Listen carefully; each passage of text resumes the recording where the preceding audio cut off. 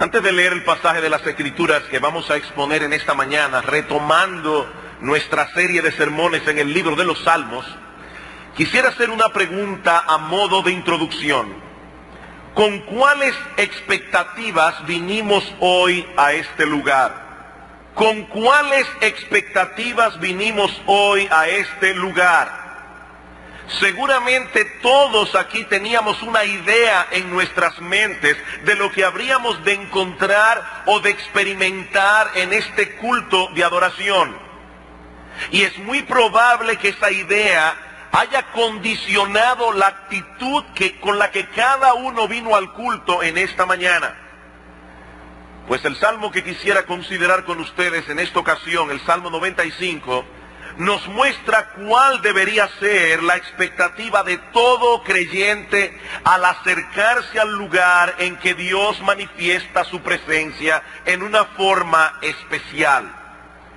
Este salmo, el Salmo 95, hace un triple llamado que deberíamos poner delante de nosotros cada domingo. Hermano, yo sugiero que el sermón de hoy no sea simplemente escuchado y olvidado. Nosotros deberíamos poner delante de nuestros ojos el triple llamado del Salmo 95 mientras nos preparamos para congregarnos en su iglesia en el día del Señor. Nosotros encontramos aquí un llamado a la adoración gozosa, versículos 1 al 5. Un llamado a la adoración reverente, versículos 6 a la mitad del 7. Y finalmente un llamado a la obediencia a mitad del 7 hasta el versículo 11. Pero antes de pasar a considerar el contenido del Salmo, yo quiero hacer una observación, una aclaración. Yo estoy consciente de que la adoración y la alabanza a Dios en el culto público son dos asuntos muy controversiales en la iglesia contemporánea. Por lo que me adelanto a decir que no es mi intención entrar en controversias en esta mañana, sino más bien exponer el contenido de este salmo para que sea Dios mismo quien hable a nuestros corazones y nos enseñe cómo Él desea que nosotros vengamos a su encuentro cuando nos reunimos a adorarle. Y lo primero que encontramos en el Salmo 95, como he dicho ya, es un llamado a venir delante de Dios con una adoración gozosa. En los versículos 1 y 2 tenemos el cómo. En los versículos 3 al 5 tenemos el por qué. ¿Cómo debemos venir delante de Dios? Bueno, en primer lugar, corporativamente. Es decir, con la conciencia de que nosotros somos parte de un pueblo. 4 veces el salmista enfatiza en los versículos 1 y 2 que su invitación no es individual, es una invitación colectiva. Venid, aclamemos alegremente a Jehová. Cantemos con júbilo a la roca de nuestra salvación. Lleguemos ante su presencia con alabanza. Aclamémosle con cánticos. Todo creyente debe alabar a Dios de forma privada. Nadie duda de eso. Los 7 días de la semana. Pero mis hermanos, no es de ese tipo de adoración ni de ese tipo de alabanza que el salmista está hablando aquí. Él está llamando al pueblo de Dios como pueblo de Dios a congregarse como una gran asamblea para que todos juntos celebremos las bendiciones de tener a Dios como nuestro Dios. Y si esa congregación era especial en el antiguo pacto, mis hermanos, cuánto más especial es ahora. Que el Espíritu Santo nos ha unido para formar un solo cuerpo, el cuerpo de Cristo. Mis queridos hermanos, cada uno de nosotros debe pensar de sí mismo como una piedra viva que conforma un gran templo espiritual donde Dios debe ser alabado, donde Dios debe ser reverenciado. Y eso se manifiesta como en ningún otro lugar durante el culto de adoración. Dice el apóstol Pedro en su primera carta: acercándoos a él, piedra viva, desechada ciertamente por los hombres, mas para Dios escogida y preciosa, vosotros también, como piedras vivas, sed edificados como casa espiritual y sacerdocio santo, para ofrecer sacrificios espirituales aceptables a Dios por medio de Jesucristo. La iglesia es la casa de Dios. Dice Pablo en 1 Tesalónica 3:15, el lugar donde Él manifiesta su gloriosa presencia en el mundo, así como lo hizo en el tabernáculo, así como lo hizo en el templo de Salomón. Y lo que ocurre en el contexto de la iglesia reunida es algo que el creyente por sí solo no puede experimentar en el mismo grado. No. Sí debemos alabar a Dios y regocijarnos en Él como individuos. Pero mis hermanos, eso no elimina de ninguna manera la necesidad que tenemos de hacerlo como cuerpo. Es allí donde Él ha prometido encontrarse con su pueblo en su día y donde todos juntos nos beneficiamos al presentar colectivamente nuestras oraciones y alabanza y al escuchar todos juntos su palabra. Hay algunas personas que pretenden ser agentes libres. Ellos no pertenecen a ninguna iglesia en particular. Ellos van hoy a una, luego van a otra. Pero mis hermanos, eso no es lo que Dios quiere. Dios tiene un cuerpo local de creyentes y Dios está guiando a ese cuerpo local de creyentes hacia un lugar particular. Y Dios quiere que todos juntos vengamos en su día a escuchar todos juntos su palabra. La dirección que Él está enviando a ese pueblo en particular, a esa iglesia local. ¿Cuál es la invitación que hace el salmista? Que vengamos todos como pueblo a encontrarnos con nuestro Dios. En segundo lugar, el salmista nos invita a venir cantando con un gozoso entusiasmo. El salmista nos invita a venir cantando con un gozoso entusiasmo. Versículo 1, venid, aclamemos alegremente a Jehová, cantemos con júbilo a la roca de nuestra salvación. Este es un gozo que se expresa vocalmente. Una persona puede estar contenta y no decir nada, pero no es de ese gozo que está hablando el salmista. Él está hablando aquí de un gozo que se manifiesta a través de nuestras palabras, a través de nuestros cantos, cantados con entusiasmo. Me llamó la atención el hecho de que las dos palabras hebreas que se usan aquí en el versículo 1, que se traducen como aclamar o cantar con júbilo, dan la idea de algo que se hace a viva voz, como un grito de guerra, como una voz de alarma. Y eso, mis hermanos, de ninguna manera indica desorden, como veremos más adelante. Pero es indudable que lo que se quiere señalar aquí es el canto de una persona que está energizada por un gozo muy profundo. Un gozo profundo. Yo no me imagino a un grupo de personas que acaban de ganar una guerra, el capitán arengando a sus soldados, diciendo, miren qué bien que pudimos derrotar al enemigo y estamos libres, ahora nadie murió. No, mis hermanos, esa no es la manera como Dios espera que nosotros vengamos delante de su presencia. Nosotros estamos ante un gran Dios, lleno de gloria, lleno de santidad, lleno de justicia. Pero ese Dios al mismo tiempo es la roca de nuestra salvación. Dice en el versículo 1, la roca de nuestra salvación.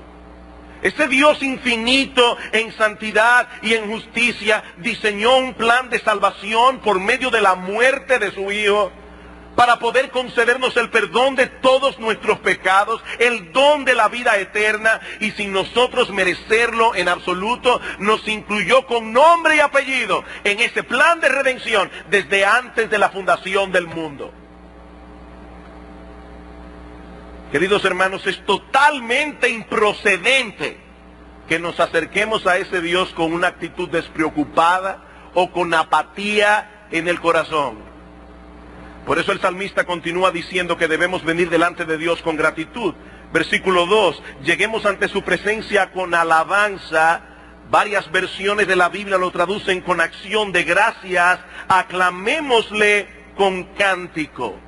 Esa palabra que aparece allí como alabanza es la misma que aparece en el Salmo 100, versículo 4, cuando dice: entrad por sus puertas con acción de gracias, por sus atrios con alabanza. Y eso ya de por sí nos dice que el gozo del cual el salmista está hablando aquí no es de ese tipo de algarabía que se puede generar o crear artificialmente a través del uso de ciertos medios. No, es un gozo producido por la gratitud. Es un gozo producido por el reconocimiento de lo que Dios ha hecho por cada uno de nosotros. El texto que leyó el pastor Lester en Primera de Pedro, en la lectura continuada, en los versículos 6 al 8, ¿qué dice Pedro? Dice: a quien amáis, hablando de Cristo sin haberle visto, en quien creyendo, aunque ahora no lo veáis, os gozáis con un gozo inefable y glorioso. Nosotros no hemos visto a Cristo, sin embargo le amamos porque hemos creído en Él. Hemos creído lo que la palabra de Dios enseña acerca de Cristo. Hemos creído lo que la palabra de Dios enseña acerca de su obra de redención. ¿Saben, mis hermanos, cuáles son los dos enemigos mortales de este tipo de gozo del cual está hablando el salmista aquí? La falta de reflexión y el orgullo. La falta de reflexión y el orgullo. ¿Por qué muchas veces estamos en la iglesia y estamos adorando a Dios con desánimo? ¿Por qué lo estamos adorando con apatía? Porque no nos estamos deteniendo a pensar. No nos estamos deteniendo a reflexionar delante de quién estamos y qué ha hecho Él por nosotros. Mis hermanos, hay miles de personas que se pierden en sus pecados. Miles de personas que han muerto ya y no tuvieron la oportunidad de arrepentirse. O ya no tienen la oportunidad de arrepentirse porque sí la tuvieron. Pero mis hermanos, Dios preservó nuestras vidas. Dios nos guardó y con cuerdas de amor nos atrajo a la cruz del Calvario. Jesucristo nuestro Señor derramó su sangre por nosotros, siendo nosotros sus enemigos. Dios sabía de antemano que nosotros le aborreceríamos, que no querríamos saber de su palabra. Dios lo sabía de antemano y aún así nos escogió. La falta de reflexión. La falta de reflexión es una enemiga del gozo. Por eso, hermanos, es que insistimos en que nosotros no podemos venir a la iglesia y estar la media hora del receso hablando de 1000 cosas, con la mente en 1000 cosas, y después de llegar aquí a las 10:45, agitados de corazón, para entonces cambiar de canal y comenzar a adorar a Dios. No, mis hermanos, eso no se puede hacer así. Nosotros tenemos que preparar nuestra mente y nuestro corazón. Debemos reflexionar qué hemos venido a hacer aquí. Pero el otro enemigo del gozo es el orgullo. Es el orgullo. ¿Saben por qué muchas veces nosotros no tenemos gozo en el corazón? Porque en el fondo pensamos que merecemos más de lo que tenemos. En el fondo pensamos que la vida es injusta con nosotros. En el fondo de nuestro corazón pensamos que Dios no nos está dando todas las bendiciones que merecemos. Orgullo, orgullo. No, mis hermanos, el mero hecho de que estemos aquí sentados y no estemos en el infierno, ya de por sí es una inmensa gracia de Dios. Es una inmensa gracia de Dios. Por eso hemos dicho otras veces que cuando alguien te pregunte cómo estás, la respuesta más apropiada sería: mejor de lo que merezco. Mejor de lo que merezco. No importa lo que esté pasando en tu vida en estos momentos, mi amado hermano, tú estás mejor de lo que mereces. Y es con esa conciencia que nosotros debemos venir a la iglesia a adorar a Dios, a darle gracias, a darle gloria, porque Él merece ese tipo de alabanza y de adoración. Por eso el salmista también nos invita a regocijarnos reflexivamente, con inteligencia.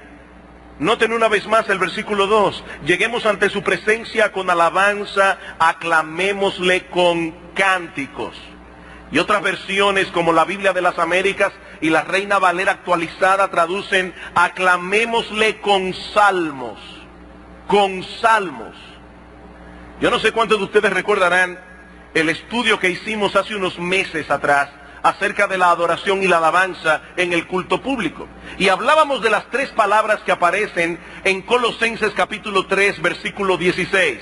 Pablo dice que debemos exhortarnos unos a otros, enseñándonos sabiduría por medio de salmos, himnos y cánticos espirituales. ¿Y a qué se refiere Pablo cuando habla de salmos, himnos y cánticos espirituales? Bueno, nosotros dijimos que esas tres palabras que usa Pablo en Colosenses aparecen en una versión griega del Antiguo Testamento llamada la Septuaginta, que ustedes muchos conocen, para designar el libro de los Salmos. Para designar el libro de los Salmos. En los Salmos nosotros tenemos salmos, cánticos e himnos espirituales. El Señor nos dejó un himnario en su palabra, entre otras cosas para que veamos el tipo de composición que Él quiere, que Él desea que nosotros usemos como pueblo suyo para alabarle. Y si algo podemos decir del libro de los Salmos, es que están llenos de enseñanza, están llenos de doctrina y están llenos de emoción.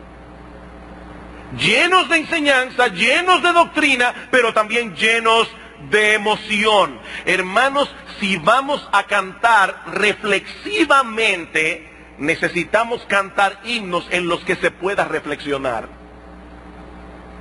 Nosotros podemos venir aquí y levantarlos a todos en una tremenda algarabía, cantando cosas ligeras y superficiales, repitiendo el mismo estribillo como si fuera un mantra una y otra vez. Y muchas personas se van a ir a su casa diciendo, wow, yo sí me sentí bien en la iglesia hoy. Pero no, mis hermanos, no es de ese tipo de algarabía que el salmista está hablando aquí. Él está hablando de un gozo profundo que emana de nuestra comprensión, que emana de nuestra fe en la verdad de Dios revelada en su palabra. Y es esa verdad de Dios revelada en su palabra que nosotros debemos cantar. ¿Qué dice Pablo? La palabra de Cristo more en abundancia en vosotros, enseñándoos y exhortándoos unos a otros en toda sabiduría, cantando con gracia en vuestros corazones al Señor con salmos, con himnos y cánticos espirituales. ¿Y por qué debemos darle a Dios ese tipo de adoración? Bueno, el salmista responde en los versículos 3 al 5, porque Jehová es Dios grande y Rey grande sobre todos los dioses, porque en su mano están las profundidades de la tierra y las alturas de los montes son suyas. Suyo también el mar, pues Él lo hizo, y sus manos formaron la tierra seca. En otras palabras, el salmista está diciendo, nuestro Dios no tiene rival. Nuestro Dios no tiene rival. Él es inmensamente superior a todas aquellas criaturas que los hombres adoran como dioses. Porque Él es el creador y el sustentador de todas las cosas. No existe nada en todo el universo que pueda compararse con Dios. En su mano están las profundidades de la tierra y las alturas de los montes y las profundidades del mar. Todos aquellos lugares que el hombre no puede investigar, a donde el hombre no puede llegar, Dios hizo todas esas cosas. Absolutamente todo. Nuestro Dios es incomparable. Hermanos, nosotros hemos venido a adorar a un gran Dios. Y yo debo preguntarme, cada uno individualmente, ¿refleja mi alabanza que yo estoy realmente adorando a un gran Dios? A un Dios incomparable. Cuando el mundo pagano está adorando muchísimas cosas, y no solamente ídolos como Baal o Astoret, sino también adorando el placer, adorando el dinero, y muchos adorando su propia razón. Nuestro Dios es aquel que creó todas las cosas, incluyendo la inteligencia del hombre mismo. Él es incomparable, Él es superior. Ese es el argumento que usan los profetas en el Antiguo Testamento para amonestar a Israel por su idolatría. Isaías capítulo 40, versículo 18. Isaías 40, 18. ¿A qué pues haréis semejante a Dios? ¿O qué imagen le compondréis? El artífice prepara la imagen de talla, el platero le extiende el oro y le funde cadenas de plata, el pobre escoge para ofrecer madera que no se apolille. ¿Ustedes se imaginan eso? Que yo tengo un Dios que debo vigilar de cerca de qué madera lo hacemos para que la polilla no se lo pueda comer. Se busca un maestro sabio que le haga una imagen de talla que no se mueva. Y ahora dice Dios, ¿no sabéis? ¿No habéis oído? ¿Nunca os lo han dicho desde el principio? ¿No habéis sido enseñados desde que la tierra se fundó? Él está sentado sobre el círculo de la tierra, cuyos moradores son como langostas. Él extiende los cielos como cortina, los despliega como una tienda para morar. Él convierte en nada a los poderosos, y a los que gobiernan la tierra, Él hace como cosa vana. Como si nunca hubieran sido plantados, como si nunca hubieran sido sembrados, como si nunca su tronco hubiera tenido raíz en la tierra. Tan pronto como sopla en ellos, se secan y el torbellino los lleva como hojarasca. Y una vez más se pregunta a Dios, ¿a qué pues me haréis semejante? ¿A qué me compararéis? Mis amados hermanos, nuestro Dios es incomparable. Y si esos idólatras adoran a sus dioses falsos con tanto entusiasmo, yo me pregunto, ¿acaso no debemos venir nosotros ante la presencia del único Dios vivo y verdadero con un entusiasmo y un gozo mucho mayor? Él es el único Dios vivo y verdadero. No hay otro Dios. No hay otro Dios. Ahora bien, el cuadro que el salmista presenta en el Salmo 95, los primeros 5 versículos, es solo una cara de la moneda. Cuando nosotros llegamos al versículo 6, encontramos otro llamado, que no es incongruente con el llamado anterior. ¿Cómo debemos venir ante la presencia de Dios? A adorarle con una adoración gozosa. ¿Cómo debemos venir ante la presencia de Dios? A adorarle con una adoración reverente. Con una adoración reverente. Versículo 6. Venid. Otra vez la misma palabra. Aunque en el hebreo es una diferente, pero es la misma idea. Es una invitación. Venid. Adoremos y postrémonos y arrodillémonos delante de Jehová nuestro Hacedor, porque Él es nuestro Dios, nosotros el pueblo de su prado y ovejas de su mano. Las 3 palabras hebreas que usa el salmista aquí dan la idea de postrarse,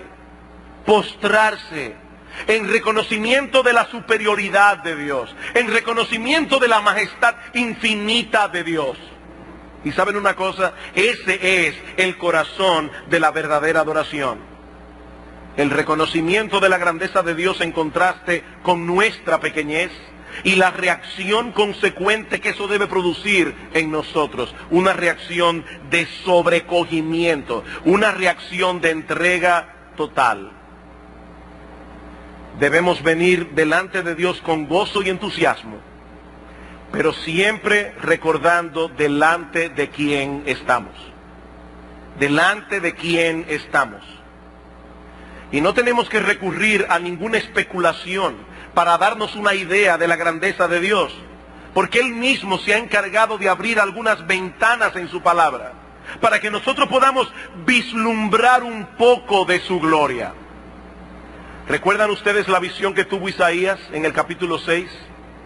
Dice que el año que murió el rey Usías, un hombre que había gobernado por 50 años a Israel, y probablemente eso había causado una turbación en el ambiente político de Israel. Y dice el profeta, en el año que murió ese rey, vi yo al Señor sentado sobre un trono alto y sublime, y sus faldas llenaban el templo, y los quiciales de las puertas se estremecían, y vi serafines alrededor del trono que se tapaban los ojos porque no podían ver ni contemplar la majestad de Dios, y decían, Santo, Santo, Santo Jehová de los ejércitos, toda la tierra está llena de tu gloria. Y si hay hombres que no lo ven, es simplemente porque están ciegos. Toda la tierra está llena de la gloria de Dios. Todo lo que Dios ha hecho tiene las huellas dactilares de su mano poderosa. Toda la tierra está llena de tu gloria. ¿Cómo debemos adorar a un Dios así?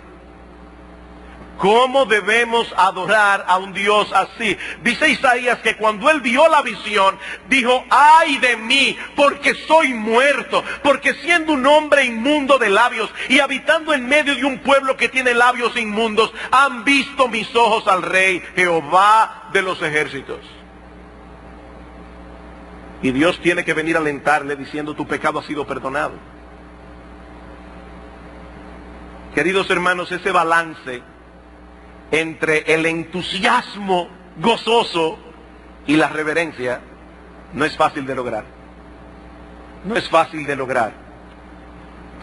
Como bien señala Spurgeon, es una falta frecuente el destruir una de estas cualidades al esforzarse en pos de la otra. ¿Cómo le llama Dios a las fiestas, a las festividades religiosas en el Antiguo Testamento? Hemos dicho eso muchas veces. Dios le llama fiestas solemnes. Y estos son dos conceptos que no caben en la mente de muchas personas. Si Dios debe ser adorado en una fiesta, no puede ser solemne, tiene que ser un desorden. Y si la adoración a Dios es solemne, entonces no puede ser gozosa, tiene que ser un funeral. Pero mis hermanos, Dios no quiere ni un desorden, ni quiere un funeral en su iglesia. Dios quiere una fiesta solemne.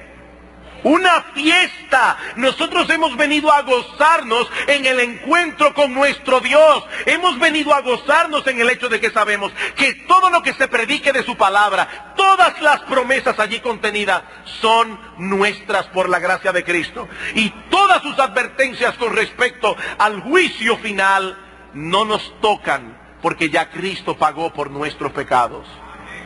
Es una fiesta solemne. Ambas cosas deben estar allí. Y noten cuál es la razón que el salmista nos da en el Salmo 95 para venir delante de Dios de ese modo. Eso llamó muchísimo mi atención. Dice: venid, adoremos y postrémonos, arrodillémonos delante de Jehová nuestro Hacedor, porque Él es nuestro Dios, nosotros el pueblo de su prado y ovejas de su mano. Ese gran Dios, creador de los cielos y de la tierra, ha condescendido, nos ha tomado como pueblo suyo para pastorearnos como a ovejas. Y esa es una figura que no es tan familiar para nosotros. No vivimos en el campo, pero esa relación de un pastor con sus ovejas es muy cercana y es muy intensa. Las ovejas requieren de un cuidado continuo, y eso es exactamente lo que hace Dios por nosotros. Nos cuida al punto aún de dar la vida de su propio Hijo para librarnos de nuestros pecados. Dice Cristo en Juan capítulo 10: yo soy el buen pastor, y el buen pastor su vida da por las ovejas.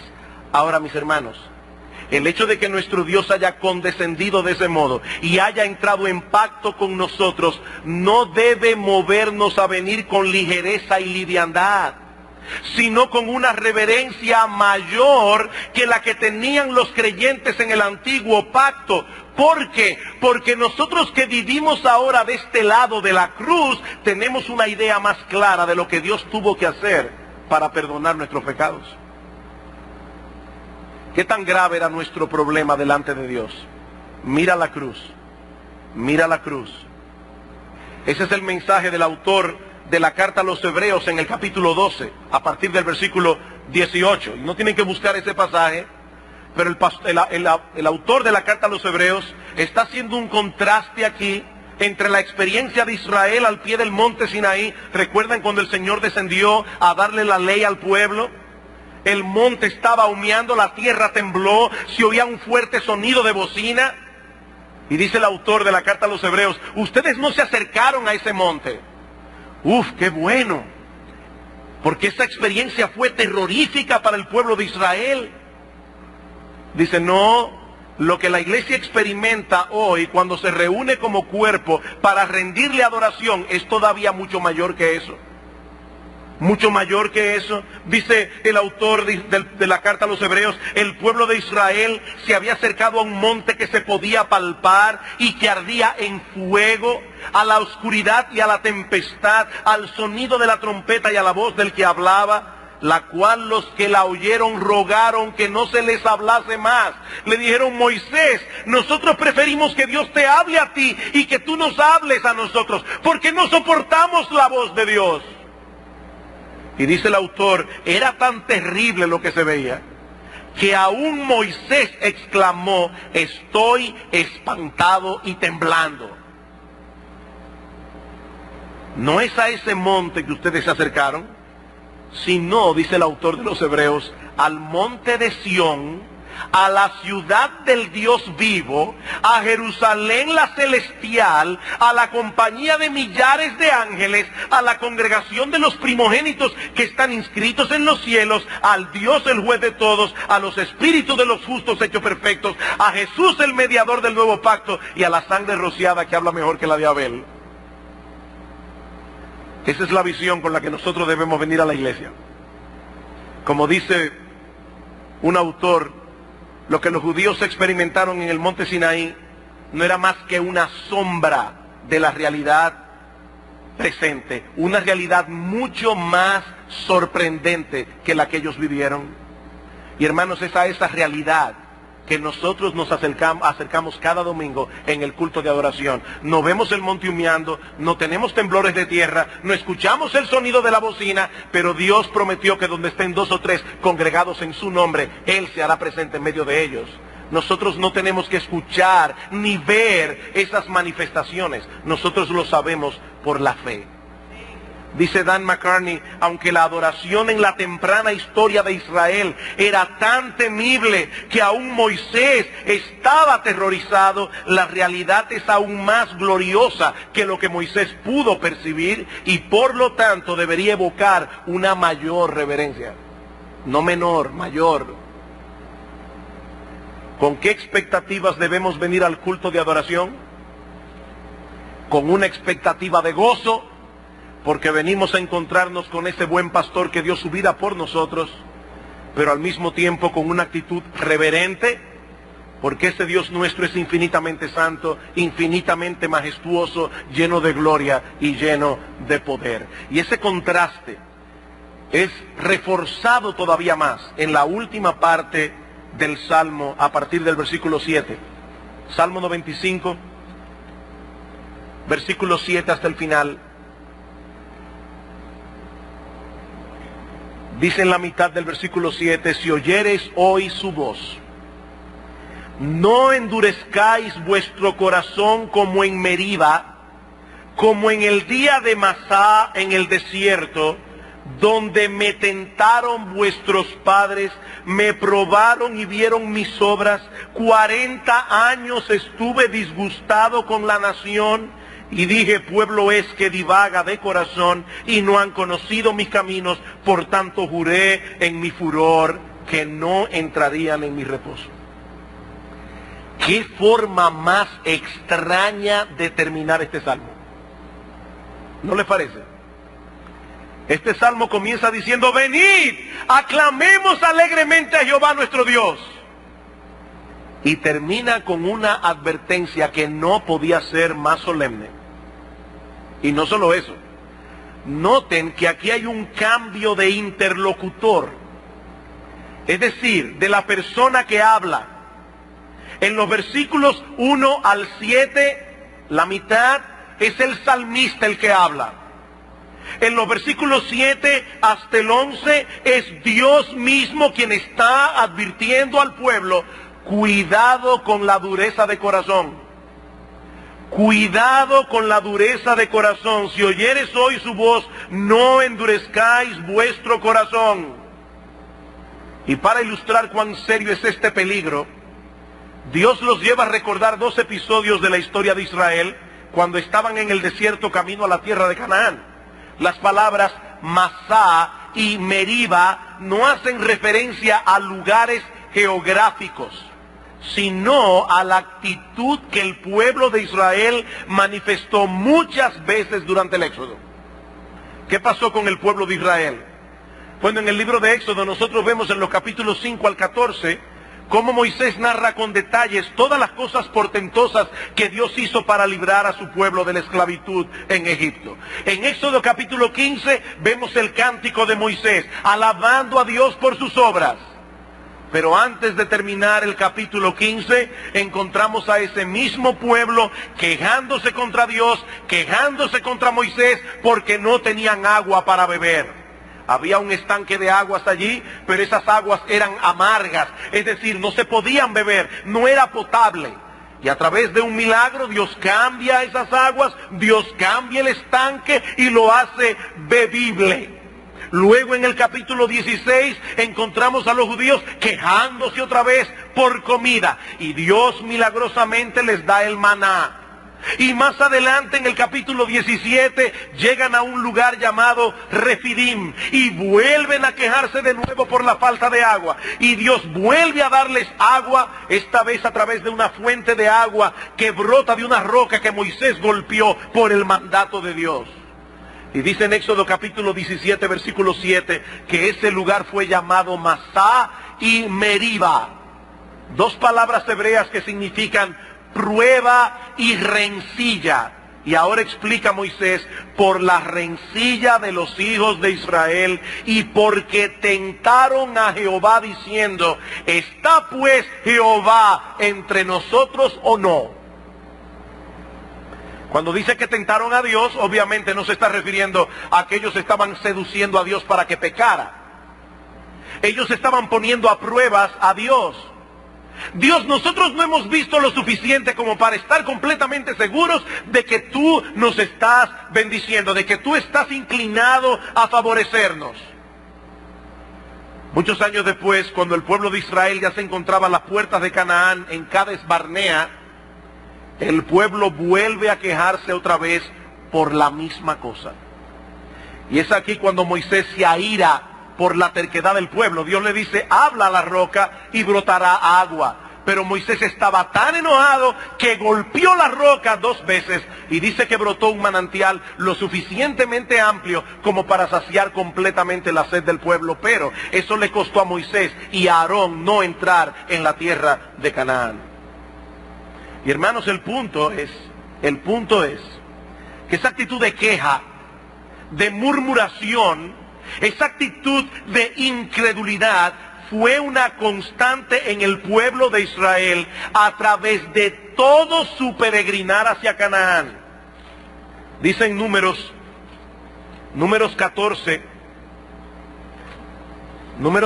19. Perdona, este es Moisés orando, perdona ahora la iniquidad de este pueblo según la grandeza de tu misericordia y como has perdonado a este pueblo desde Egipto hasta aquí.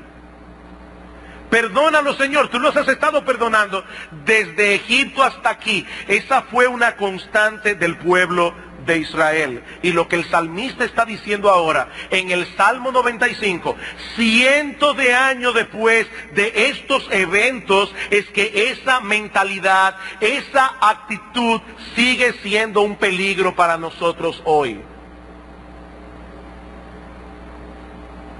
Vamos a Hebreos capítulo 3.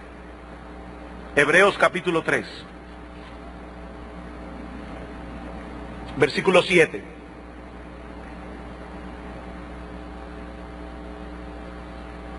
Hermanos, no pierdan de vista que nosotros estamos hablando de la adoración.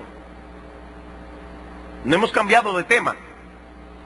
Y el Salmo 95 no ha cambiado de tema. Está hablando de la adoración. Y esa advertencia que el salmista hace es en el contexto de la adoración.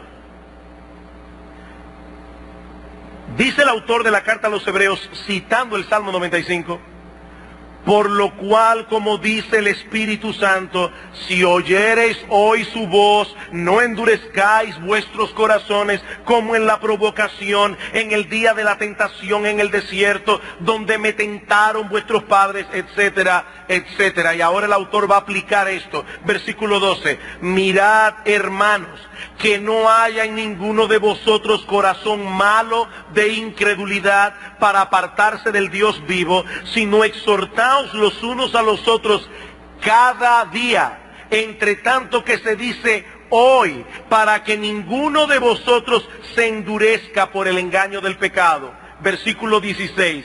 ¿Quiénes fueron los que habiendo oído le provocaron? ¿No fueron todos los que salieron de Egipto por mano de Moisés? ¿Y con quienes estuvo él disgustado 40 años?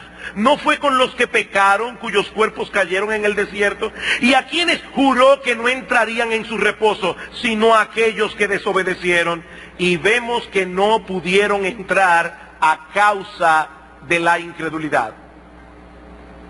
Hermanos, ¿cuál es el mensaje del Salmo 95? A la luz de todo esto, que nosotros debemos adorar a Dios con gozo y reverencia, escuchando con atención su palabra y poniéndola por obra, o de lo contrario terminaremos endureciendo nuestro corazón contra Él, como sucedió con el pueblo de Israel en el desierto. Ese es el mensaje. Hay solamente dos opciones.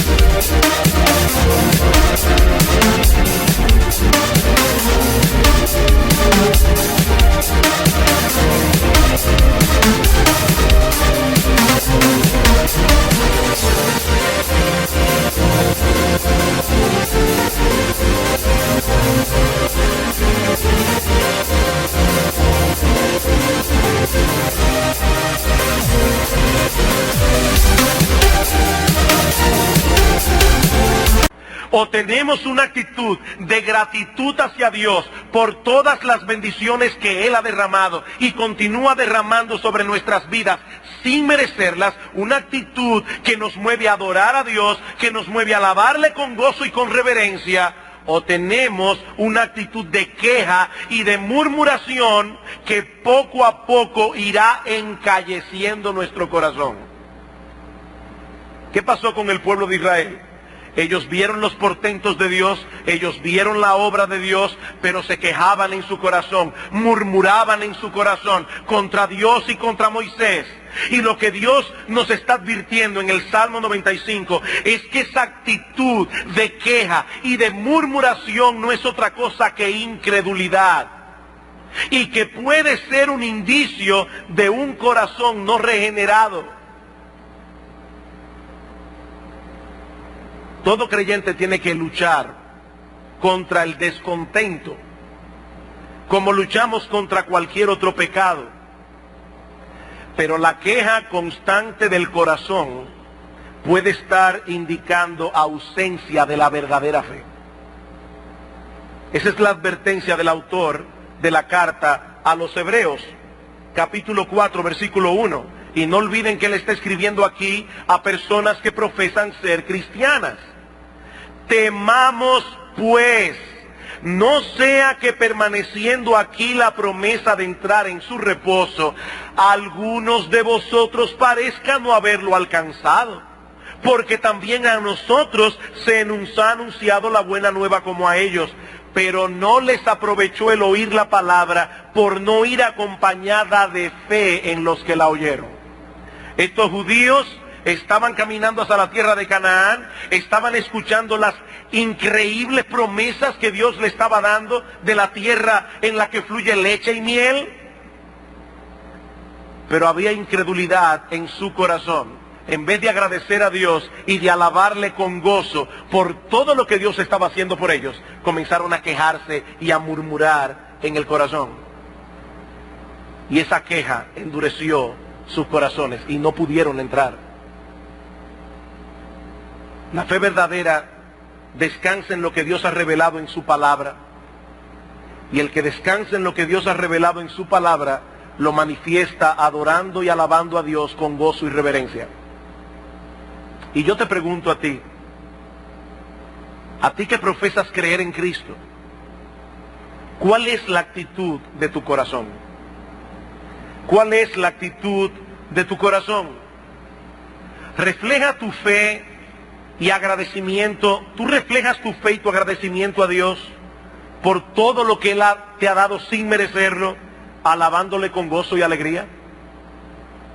¿O reflejas más bien incredulidad a través de tus quejas y murmuraciones frecuentes? ¿Saben qué es lo más terrible de la dureza de corazón? Que las personas que tienen el corazón endurecido muchas veces ni lo notan. Ni lo notan. Ellos dan 1000 explicaciones para las quejas y murmuraciones que tienen. La realidad, tienen el corazón endurecido, pero ellos no lo saben. No lo saben. Mis hermanos, no lo olviden, solo tenemos 2 opciones: adoración gozosa y reverente o endurecimiento de corazón. O estamos meditando constantemente en todas las bendiciones que Dios nos ha dado en Cristo, y eso se manifiesta a través de una alabanza gozosa y reverente, o la realidad es que nos estamos quejando en el corazón por 1000 cosas que no tenemos, y eso está encalleciendo nuestro corazón. No hay más opción. Y dice el autor de la carta a los Hebreos, cada día es hoy. Cada día es hoy. Un hoy en el que debemos continuar adorando y obedeciendo. Mi hermano, no te quedes descansando en las glorias pasadas. Es cómo está tu corazón hoy. Porque es un día que comienza la dureza de corazón. Es un día que el corazón comienza a apartarse de Dios. Es un día cuando vienes a la iglesia y la palabra predicada no está haciendo nada en ti. Es un día que eso comienza. Por eso mi pregunta no es cómo estabas ayer. Mi pregunta es cómo estás hoy. ¿Con qué actitud viniste al culto de adoración? ¿Cuál era tu actitud? Solamente 2 opciones. O adoras o te endureces.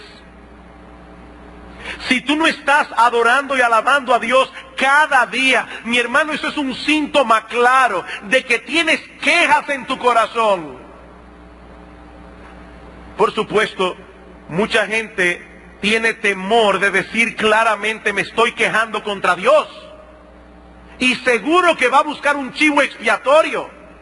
O será la circunstancia, o será el marido, o será la esposa, o será el trabajo. Yo no me estoy quejando de Dios. O serán los hermanos de la iglesia, o serán los pastores. Tengo que buscar un chivo expiatorio. Pero la realidad es que tengo descontento en el corazón. No estoy conforme con la vida que Dios ha deparado para mí. La muerte de Cristo en la cruz, el perdón de mis pecados, el don de la vida eterna no es suficiente. Yo quiero más. Dios debería tratarme mejor. ¿Y qué dice el autor de la carta a los Hebreos? Exhortaos unos a otros cada día, entre tanto que se dice hoy, para que ninguno de vosotros se endurezca por el engaño del pecado. Miren al pueblo de Israel, muchos de ellos no entraron en la tierra prometida. ¿Por qué? Por la incredulidad de su corazón. ¿Y cómo se manifestó esa incredulidad? No alabando ni adorando, con quejas y murmuraciones. Quejas y murmuraciones. Y a todos aquellos que están aquí sin Cristo, los invito a poner cuidadosa atención a la advertencia de Dios en este pasaje. De Dios. Si a los que profesan la fe se les advierte que tengan cuidado con la dureza de corazón, mi amigo, ¿con cuánta más seriedad deberías tomar tú esta advertencia? Mientras puedas decir hoy, habrá esperanza para ti. Estaba pensando en eso que se avisó al principio del culto. Ese joven de 26 años que falleció en la madrugada en un accidente automovilístico. Yo no sé cuál era la condición de su alma, no lo conozco. Pero sí sabemos una cosa, el hoy de ese joven terminó. El hoy...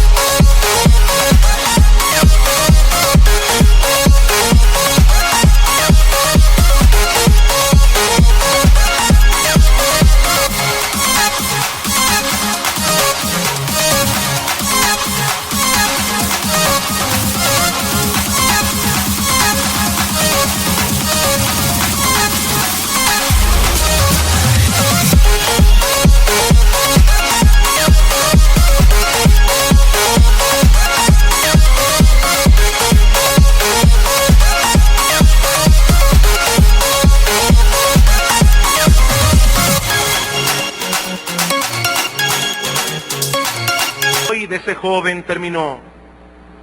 Mi amigo, el problema es que tú no sabes hasta cuándo Dios seguirá teniendo paciencia contigo. Ven a Cristo, arrepentido de tus pecados y entregándole enteramente a Él tu vida, mientras puedas decir hoy.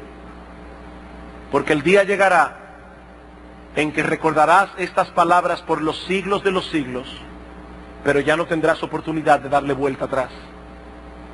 Que Dios tenga misericordia. Vamos a orar. Padre que estás en los cielos, bendito Rey y Salvador nuestro, ayúdanos, oh Señor, como creyentes en Cristo, para que nosotros podamos darte a ti la adoración que es digna de ti. Que cada miembro de Iglesia Bíblica del Señor Jesucristo pueda dirigirse cada día tuyo a este lugar con la expectativa de darte a ti una adoración gozosa, con la expectativa de darte a ti una adoración reverente, con la expectativa de cantar con júbilo y con entusiasmo, con la expectativa de postrarse delante de ti, delante de tu grandeza, delante de tu gloria, delante de tu majestad. Bendito Señor y Dios nuestro, ayúdanos como iglesia a hacer el balance entre estas dos cosas. Que de los cultos de Iglesia Bíblica del Señor Jesucristo se pueda decir que ciertamente son una fiesta solemne. Y mira, Padre bueno, a todos aquellos que están aquí sin Cristo, y te damos gracias de corazón por cada uno de ellos, porque todavía pueden decir hoy, porque todavía en tu amor, en tu bondad y en tu misericordia les das la oportunidad de arrepentirse. Ten misericordia, Señor, y aplica tu palabra con poder en sus corazones en este día y tráelos con cuerdas de amor al arrepentimiento y a la fe. Alabado sea tu nombre, Señor, en Cristo nuestro Salvador. Amén.